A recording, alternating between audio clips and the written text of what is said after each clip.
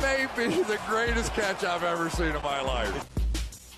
Alright guys, let's go through, and y'all know I go to the comment section every single time we decide what player we are going to talk about. The player that y'all mainly wanted us to discuss now was going to be J.K. Dobbins. And so, yeah, let's dive into it. And guys, please make sure you go down to the comments right now and do two things. Because when we are halfway through a season through a Dynasty fantasy football lens, it's extremely difficult to go through and evaluate these players just because everyone's playing for something else. Some people are playing for 2021. Some people are playing to take it home this year. So please let me know what your plans are with these players that we discuss. Please comment before I go through and give you my opinion, because I just legitimately want to hear what the Dynasty fantasy football community is thinking. And I'd imagine if you were going down here and watching these videos, you play in your own leagues, you have your own thoughts. So guys, please, before we get into the video right now, pause it, go down there, let me know what you think about J.K. Dobbins.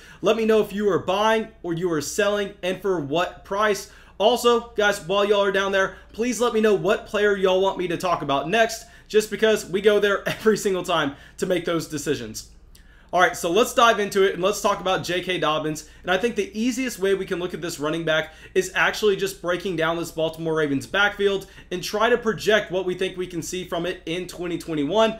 And I'll say right now, if we're going to just cover a little bit of our bases with J.K. Dobbins, he was a second-round drafted running back out of Ohio State. He's extremely athletic. We did not get to see the athleticism at the NFL Combine because he was dealing with an injury. But if you go all the way back through halfway through his year at Ohio State, he actually participated in like a Nike Combine where he put up elite numbers, like the best athlete at the entire camp. So this is the guy that has the athleticism. He was a bell cow running back at Ohio State, but he actually does not necessarily have the size that would make you think that he's going to be a bell cow running back at the NFL level. We really didn't think it mattered just because of how efficient this Baltimore Ravens offense projected to be. We thought that this was going to be a fantastic landing spot for him. We thought that he was going to be a very similar type player to an Alvin Kamara. And now let's dive into what has actually happened so far in 2020, and let's break down this Baltimore Ravens backfield.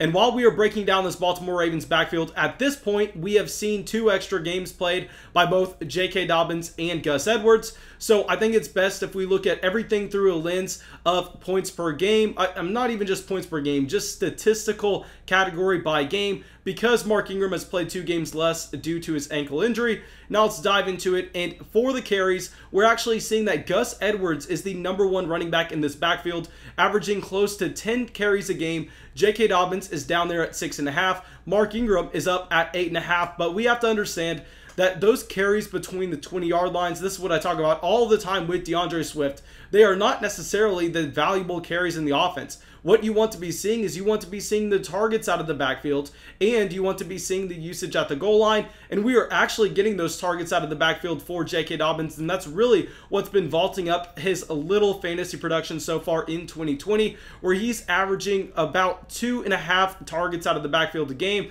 Gus Edwards is down under 1, as well as Mark Ingram. Clearly, they view J.K. Dobbins as the best receiving running back on this team, and if you look at their overall efficiency, I know this is not the best way to do it, but I think it's the easiest way. Let's look at their yards per carry, where J.K. Dobbins is actually close to 6 yards per carry so far in 2020, whereas Gus Edwards and Mark Ingram are both hanging out around 4.5. So clearly, it looks like based on the targets he's getting out of the backfield, as well as his yards per carry, J.K. Dobbins looks like he's probably the most talented running back in this backfield, which is what most people would have told you coming into the year, just looking at his overall rookie profile coming out of Ohio State. A lot of people were excited about him, including myself. And now let's try to project what's going to happen in 2021, because right now in 2020, I don't think J.K. Dobbins is a piece that we really want to be trading for if you are a strong contender looking for production now, just because we have Mark Ingram coming back, we have Gus Edwards having that solidified role.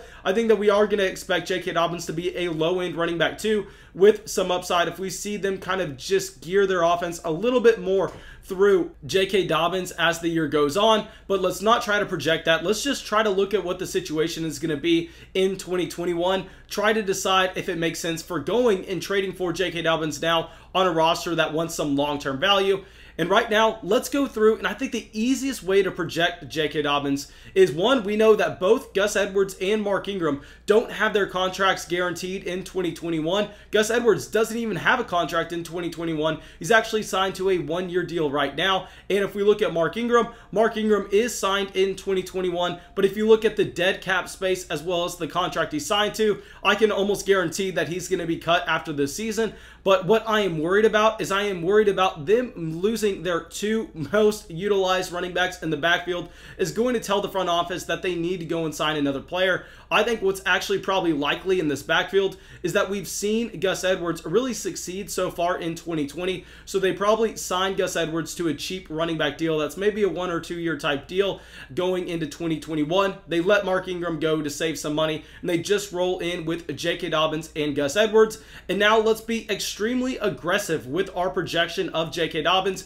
just assuming that this is a running back that's going to be able to go out there and possibly see his role expand. And let's say if we have no Mark Ingram in this offense and we have Gus Edwards coming back with J.K. Dobbins, let's give 100% of that usage that Mark Ingram has had so far in 2020 to J.K. Dobbins in 2021 and see what that really looks like with J.K. Dobbins' efficiencies levels in 2020, even though that's not something that's completely fair just to assume he's going to keep. Like I said, we're trying to be aggressive with this projection just because J.K. Dobbins is a 21-year-old running back, and you would naturally expect him to get better as he progresses in his NFL career. So just say you give J.K. Dobbins that Mark Ingram workload and he maintains his efficiency. It actually looks like he's going to be averaging a little over 80 rushing yards a game. But the problem here is there's just not that many receiving upside in this Baltimore Ravens offense for these running backs because Lamar Jackson's not a Philip Rivers. He does not need to look at the running backs to check the ball down as soon as he feels pressure. No, he just scrambles out of the pocket and he runs. So even if you add on the receiving usage of Mark Ingram to J.K. Dobbins, really J.K. Dobbins only goes up to about 2.5 receptions a game and having 15 receiving yards a game. And let's just assume, let's just be a little bit conservative here and say that J.K. Dobbins can score anywhere from 8 to 10 touchdowns over the course of the season in 2021. Now, if we add all these factors up, this is actually going to give J.K. Dobbins 15.1 points per game in PPR leagues for 2021. And if you look at historically where that would actually put him, it would put him in the mid running back 2 category. So yes, with J.K. Dobbins, this is a running back that does not immediately project to be an elite level player. He does not look like he is going to be able to hit that Alvin Kamara type ceiling or that Aaron Jones, just because we are seeing his quarterback in the offense, instead of checking it down, just scrambling instead. I think that is going to lower his overall upside, but we have to acknowledge the fact as well that there is an outside chance that J.K. Dobbins could see more usage than this in the offense in terms of the rushing game, or the offense is able to get back on track to what they were in 2019. So yes, there's going to be a little bit of volatility with this projection, but I think what we are going to be expecting from J.K. Dobbins, assuming that they either bring in Gus Edwards or assuming that they are going to bring in a separate running back onto this team if they lose both Edwards and Ingram going into 2021, is we're going to see J.K. Dobbins probably be anywhere, I think he's just going to be in that RB2 range. So right now, I'll say that if you are a team that is looking to really punt for 2021, where you're just trying to get everything in line for you to compete there, I think it may not be a bad idea to trade for J.K. Dobbins. By no means is he in the same kind of category for a DeAndre Swift or a Clyde Edwards-Helaire as me. I think that we want to be aggressively targeting those running backs over a J.K. Dobbins. But right now, I think that ultimately he's going to be a sell for me if we're competing, if we need some production now. I would love to sell Dobbins just straight up for DeAndre Swift. Or if we are a rebuilding team, I think he could be a buy, but it's not something I am 100% feeling like I need to do. So guys, like I said, please go down to the comments below. Please let me know what you think of J.K. Dobbins. Because right now, I think overall in a vacuum, we're going to have to say he's a hold. I think his value in Dynasty Fantasy Football is probably a little bit fair with where he currently is. But let me know what you're thinking. Let me know if I'm missing anything. And yeah, looking forward to reading your comments. And have a great day, guys.